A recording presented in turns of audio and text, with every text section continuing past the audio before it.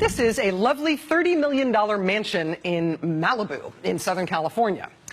This is a bejeweled glove that Michael Jackson wore on the tour to support his album Bad. It's a crystal-encrusted Michael Jackson glove.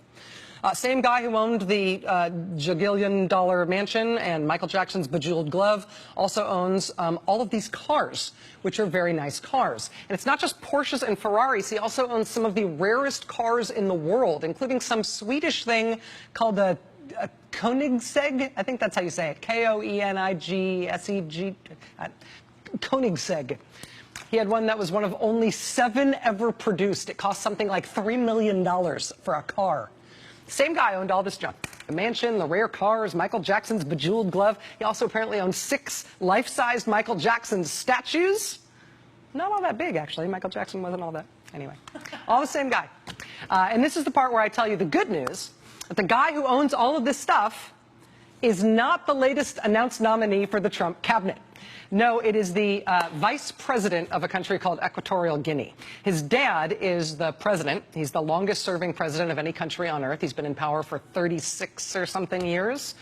Last year, he appointed his son to be vice president, and so the son got famous for something other than having Michael Jackson's bejeweled glove.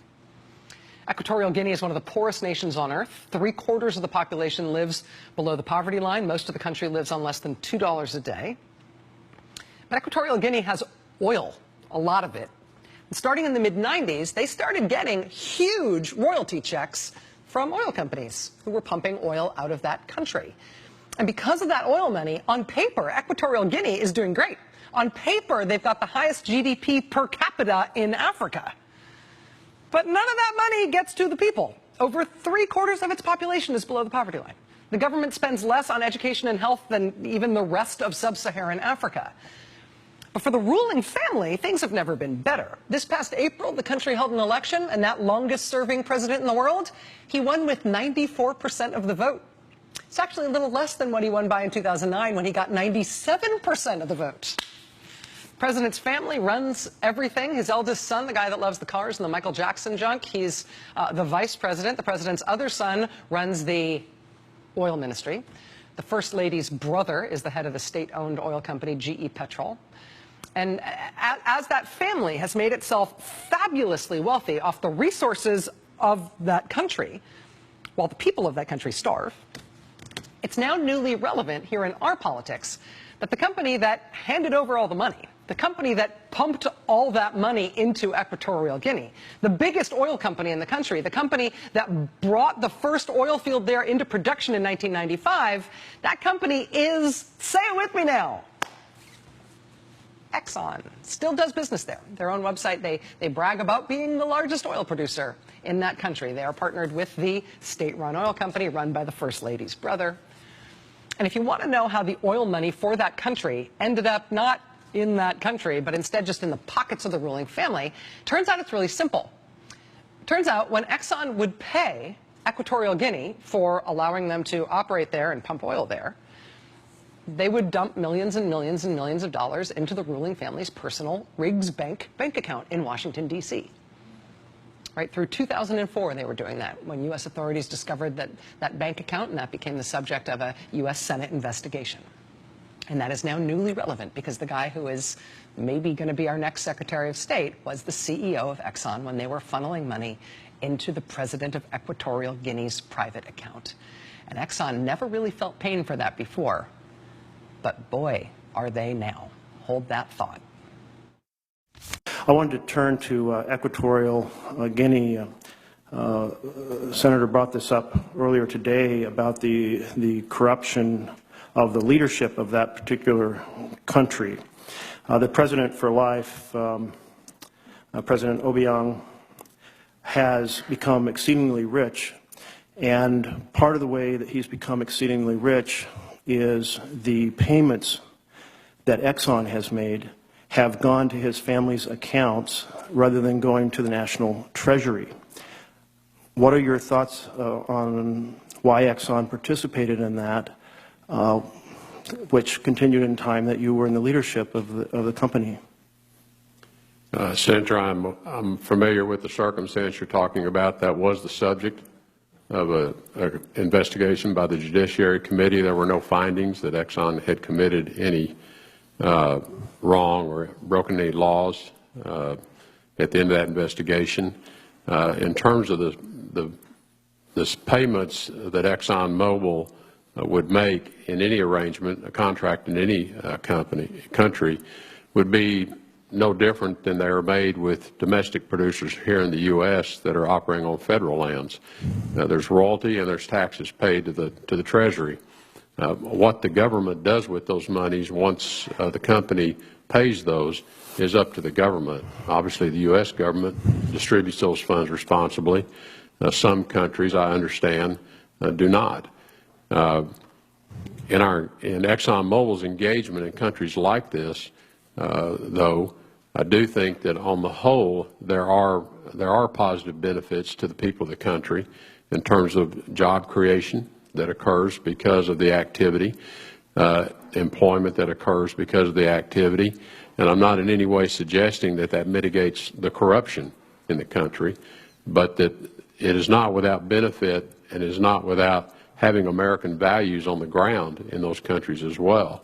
And this is true not just of the extractive industries portion or sector, but it's true of any American business that may be engaging in business activities in countries which have very poor governance structures at the top. You mentioned that royalties and taxes should go to the government, but in this case, Exxon made the payments to a private account controlled by the President. Do you see anything wrong with that? I'd have to review for my memory the circumstance you're talking about. My recollection is that that account was designated as the government's account, and I think when it was discovered that the account either may or may not have been a valid account, it was closed. There are also a number of contracts that Exxon did with companies controlled by the family members of the President. This included building leases and land leases and a series of other contracts, the net effect of which was transferring a lot of for life, someone who has no interest in democratic principles.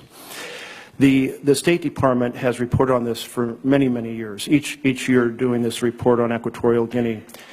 2003 states there's little evidence the government used the country's oil wealth for the public good. The oil wealth is concentrated in the hands of the top government officials, while the majority of the population remained poor. The State Department actually cut their foreign economic assistance to the country because of the massive corruption and control by this family. And it ties in earlier. One of my colleagues mentioned a situation where I believe a whole series of very expensive sports cars were being loaded onto a plane to be flown into Equatorial Guinea. But those weren't being paid for by U.S. foreign assistance. Those were being paid for by diverted oil royalties. And I think it does raise not just a legal question, and you've noted that no legal violation was found, but it certainly raises a moral question about how one engages a country and increases the power of leaders who are doing nothing to elevate the quality of life of their citizens. Do you share any of that perspective? Senator, again, my recollection is that in all the examples that you mentioned, they were investigated. There were no violations of law. During my time at ExxonMobil, ExxonMobil took at that time, and I expect still do, very seriously the Foreign Corrupt Practices Act, and it has in place processes to ensure that the corporation and all of its employees remained in full compliance. Any suspected violations were always fully investigated, and if anything was found, the process would have dictated a full investigation, a resolution, and if required, a self-reporting process. So I think the corporation had very strong procedures in place to ensure compliance, and I think the examples you're giving, while I understand the concern you're expressing, indicated that the process to ensure there was no violation of Foreign Corrupt Practices Acts did perform and did withstand that investigation.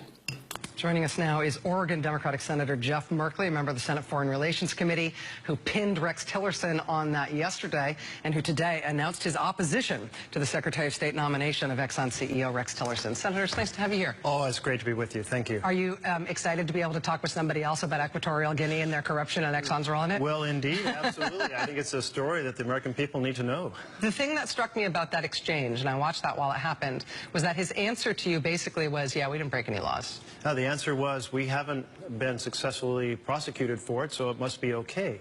And when I pointed out that the family's phenomenally powerful and rich, president for life, really dictator is the right word, while the people are absolutely oppressed, impoverished, and that all this oil wealth is being channeled into just this one family, and that they're cooperating with that, they're helping make it happen, that this is a huge problem, and he just said it's okay. It's okay. Don't worry about that. We were never found to be breaking any laws. Yeah, no, that's right. That was the line of questioning, the line of discussion on Equatorial Guinea. That sort of line of questioning has come up with him in a number of other countries where Exxon has acted in ways that are not in, I would say, not consistent with American values and American interests. But Exxon, it was legal. And that's what they're doing, including in Kurdistan, when American soldiers were dying to try to create a single Iraqi government. Exxon was undermining it. Absolutely. Absolutely. Is it not a bipartisan concern, this line of questioning? Well, I think it is. You had Marco Rubio raising the issue of Saudi Arabia. I raised the issue of Saudi Arabia using cluster munitions. So you have the bipartisan, both of us concerned about it. Marco Rubio raised the concern about President Duterte of the Philippines having extrajudicial killings of more than 4,000 to 6,000 young men on the streets. And his answer in that case was simply, I need a little more information. And when I asked about cluster munitions, well, I don't really have thoughts on that. And he had started when he first came and talked to me in office in saying, my goal is to have moral clarity in U.S. policy. But all I heard during the testimony he gave was a complete lack of moral clarity. On issues, he should have been able to say, no, this is not right in the world, and America is going to try to take this on. For example, when it was raised about Russia and Putin authorizing the bombing of civilians that have killed hundreds of thousands and more than 4 to 5 million have fled the country, it was like he didn't have an opinion on it. It was deeply disturbing testimony.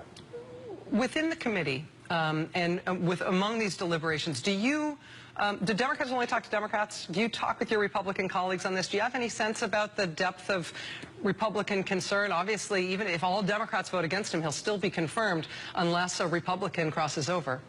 Well, and certainly this is the first stage in committee, and more could happen on the floor.